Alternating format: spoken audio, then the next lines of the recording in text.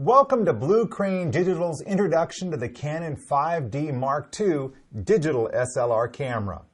This upgrade to the very popular 5D has been a worldwide success for beginning to advanced photographers. Why is it so popular? The answer is simple. It can capture stunning images. This is a piece of precision gear that has great potential. But remember, the quality of the image is really determined by the operator, you. We're going to simplify this complex piece of equipment and give you the freedom to take the photos you want. This presentation is not designed to replace your camera manual. Instead, it focuses on the most important features and controls of the camera. Camera manuals cannot teach you how to shoot great photos. They are designed as technical descriptions of how each component works. They are not intended to show you what the engineers had in mind when they finalized the layout of buttons and decided how things should work together. Compare the camera manual to the owner's guide in the glove box of your car. You wouldn't dream of teaching yourself to drive just by reading it, would you? So think of this presentation as a mini driver's education course for your camera.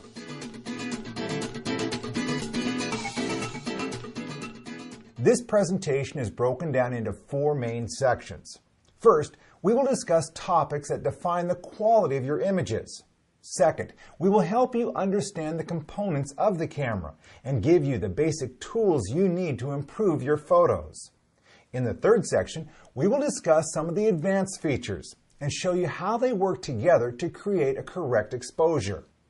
Finally, we will demonstrate why reviewing your images as you record them will improve your skills as a photographer. As you watch, keep the camera and the DVD remote close at hand. We want you to pause the presentation after each section and test out the settings for yourself. Before we begin, here is a tip that can make learning this camera easier. Your camera comes with a manual. It can be carried in your bag, but the print is small, and finding specific topics can be difficult. For me, the manual is more useful if it's larger and easier to read. The manual can be downloaded from the Canon website in PDF format. Canon has posted this material in several places. Since the file is in PDF format, you'll need Adobe Reader to open it. Next, select the File Print option from your browser. In the printer dialog box, select Fit to Printable area. This will allow you to print a larger copy of this manual. So let's get started. In about an hour, you'll have the skills you need to take better photos.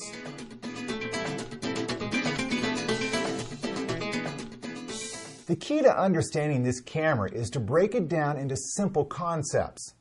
New users of the 5D are often overwhelmed by the choices available, especially in this LCD monitor.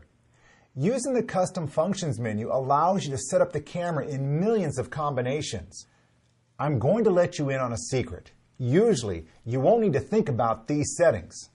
Most of the time, you will use the same few tools that are specific to your shooting style and subjects. Instead of using the menu, you will make most of your settings with the controls on the outside of the camera. These buttons and dials may appear confusing, but their placement is the result of 60 years of SLR refinement. I guarantee that within 2 weeks, you won't want the controls anywhere else. First, we will look at how the buttons are labeled. Buttons you might use while taking photos are labeled in white. Functions you may need while playing back your images are labeled in blue. Notice that some buttons have both blue and white labels. This indicates that the buttons will function differently when you are shooting photos than during image playback. Consider the placement of buttons and dials on the right side of the camera. Each is used to control a setting related to shooting photos. Several of these controls can be set by feel as you are looking through the viewfinder. One example is AF point selection, which allows you to select one of 9 points as the area of focus. This option is not available in Full Auto or Creative Auto. Press the AF point selection button to display the focus points in the LCD panel or in the monitor. You can use the multi-controller or one of the control dials to select a new focus point. However, you may find it easier to choose a focus point while you are looking through the viewfinder. As you turn the main dial, you'll see the current focus point in red. Stop the presentation now and practice making your selection while looking through the viewfinder. With AF point selection and other touch-based camera controls, you can make final adjustments to your image and then press the shutter release, all without taking your eye away from the viewfinder. Now, we will look at the buttons on the left side of the camera back. These are controls you might use before looking through the viewfinder or after recording an image. As you get more familiar with the camera, we encourage you to think of using it like you would drive a car. An experienced driver can pull out of a parking lot and into traffic without ever taking her eyes off the road.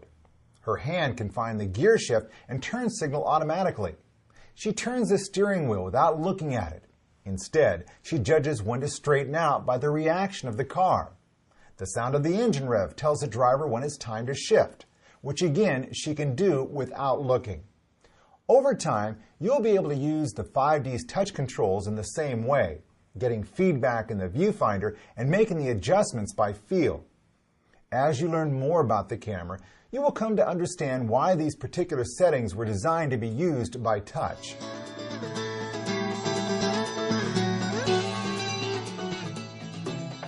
Before we go any farther, we need to make certain the viewfinder is in focus.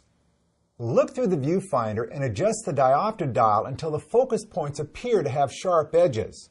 I know this seems obvious, but if the diopter adjustment is off, you won't see the best images through the lens. Your eyes will strain to see the composition. If you share your camera with someone, you'll want to check the diopter every time you prepare for a photo shoot.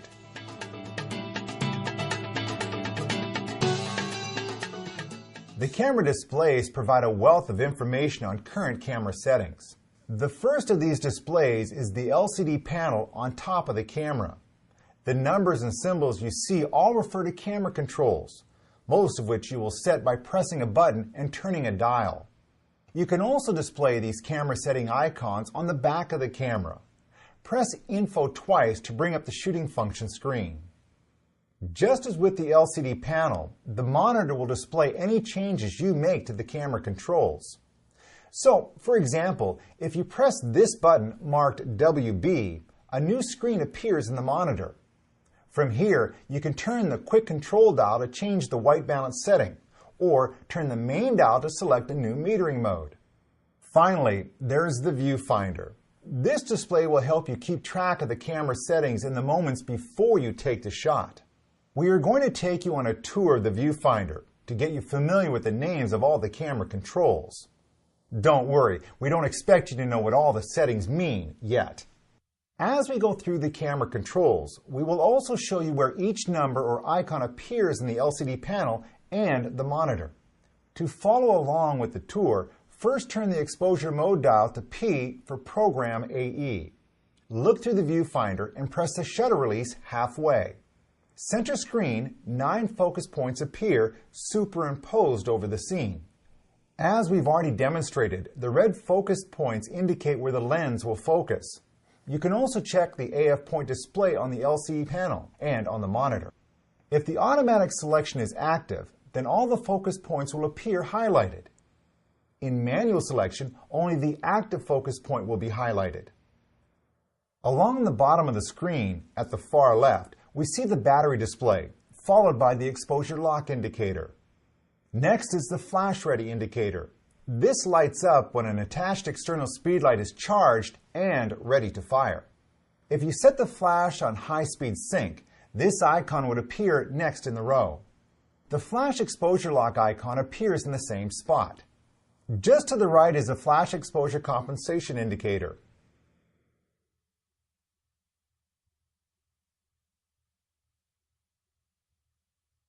Next, we see the shutter setting. Here, the shutter will open and close in 1/60th of a second. This setting indicates a shutter that will fire faster, in 1/125th of a second. Longer exposures, approaching a second or more, will alert you with a double-tick display.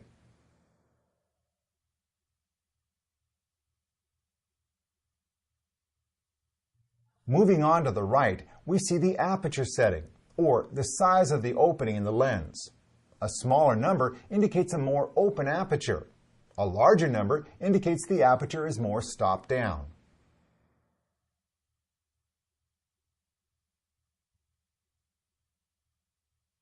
At the center of this row of icons is the exposure level indicator. If the arrow is sitting just below the center point, the camera can take a properly exposed photo with the current settings. If the arrow appears to the right, the image will be overexposed.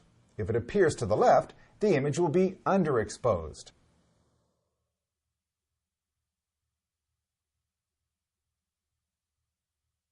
This next icon appears when the custom function for highlight tone priority has been activated.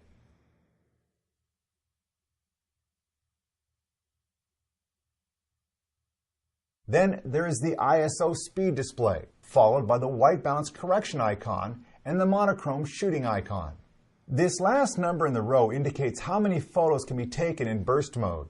As the camera buffer fills up, this number may get smaller.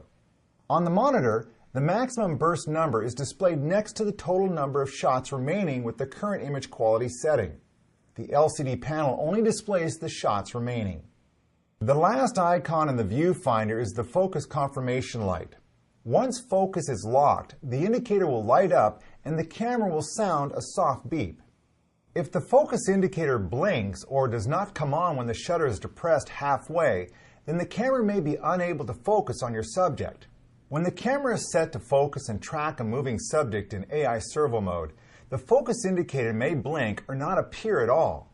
We will refer back to the viewfinder and the camera displays throughout this presentation to increase your familiarity with the icons.